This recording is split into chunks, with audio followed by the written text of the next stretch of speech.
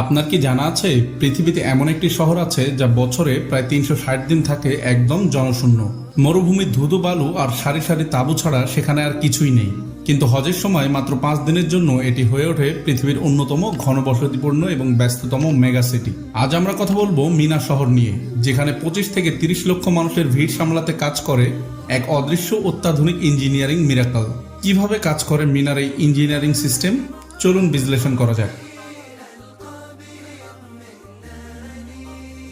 মাত্র 20 বর্গ কিলোমিটার আয়তনের এই উপত্যকায় এত বিপুল মানুষ কিভাবে থাকে?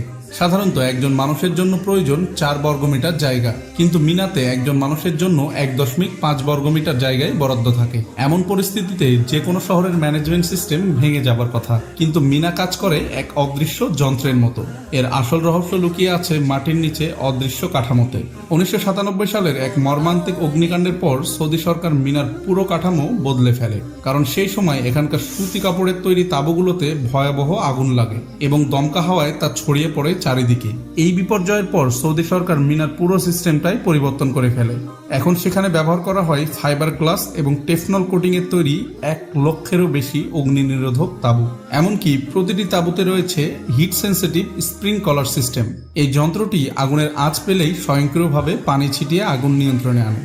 এছাড়াও এই তাঁবুগুলোতে গরমে কোনো ধরনের বিষাক্ত গ্যাস বের হয় না এবং এগুলো ক্ষতিকর অতিবেগুনি রশ্মিকেও নিয়ন্ত্রণে রাখে। মিনার ব্যবস্থাপনার মধ্যে সবথেকে গুরুত্বপূর্ণ বিষয়টি হলো এর বর্জ্য নিষ্কাশন।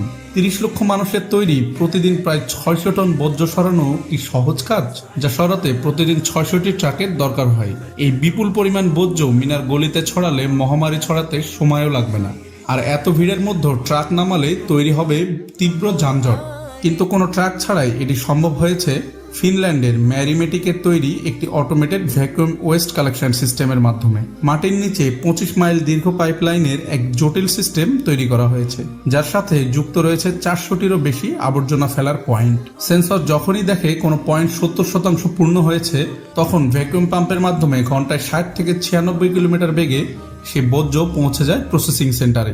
ভালভ খুলে যাওয়া মাত্রই বাতাসের প্রচণ্ড বেগে চলে যায় ভিতরে। পাইপে যেন জ্যাম না লাগে তাই 20 ডিগ্রি কোণের উপরে কোনো পাইপই বাঁকা রাখা হয়নি। এরপরে ময়লাগুলোকে ভারী এবং হালকা হিসেবে আলাদা করা হয় ও প্রেসারের মাধ্যমে বর্জ্যগুলোর আয়তন 10% কমিয়ে নিয়ে আসা হয়। এটি পরিবেশ দূষণ এবং ট্রাফিক জ্যাম উভয়ই কমিয়েছে প্রায় 90%। মিনা শহরের আরও একটি গুরুত্বপূর্ণ বিষয় হচ্ছে এর বিদ্যুৎ ব্যবস্থাপনা। মিনা শহরে 5 দিনের চাহিদার জন্য প্রয়োজন মোট 556 মেগাওয়াট বিদ্যুৎ। এছাড়াও আরাফাতে 75 এবং মজদালিফায় 40 মেগাওয়াট বিদ্যুতের প্রয়োজন হয়। এই অসহনীয় লোড সামলাতে কাজ করে 57টি সাব সেন্টার এবং 2200 জনের বেশি দক্ষ প্রকৌশলী। পুরো হজের মৌসুমে পানির চাহিদাও কিন্তু আকাশচুম্বী। প্রায় 4 কোটি 10 লাখ ঘনমিটার এই পানির বড় অংশ আসে লোনা পানি থেকে।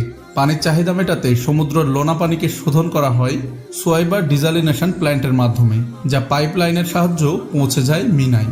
মাটির নিচে 25 মাইলের পাইপলাইন, উপরে লক্ষাধিক তাঁবু, 57টি বিদ্যুৎ সাবসিস্টেম সহ একাধিক সব প্রযুক্তি রয়েছে এই স্থানে। মিনার এই অদৃশ্য কঙ্কাল এবং পরিকাঠামোয় হাজিদের নিরাপত্তা ও সুশৃঙ্খল নিশ্চিত করে। এর উপরে ভর করে দাঁড়িয়ে থাকে পুরো শহরটি। লাখ লাখ মানুষের মধ্যে অনেকেই হয়তো জানে না তার পায়ের নিচে কি ধরনের প্রযুক্তি কাজ করে আসছে। তারা মগ্ন থাকেন করুণ আধ্যাত্মিক যাত্রায়, আর সেই যাত্রাকেই সুশৃঙ্খল রাখার পিছনে কাজ করে আসছে আধুনিক বিজ্ঞান। আমরা হয়তো বাইরে থেকে শুধু তাঁবু দেখি, কিন্তু তার নিচে কাজ করে যায় আধুনিক বিজ্ঞানের এক নিখুঁত ও বিস্ময়কর প্রয়োগ। কোটি মানুষের বিশ্বাস আর প্রযুক্তির এই মিলবন্ধনেই মিনার আসল রহস্য। ভিডিওটি ভালো লাগলে চ্যানেলটা সাবস্ক্রাইব করতে ভুলবেন না।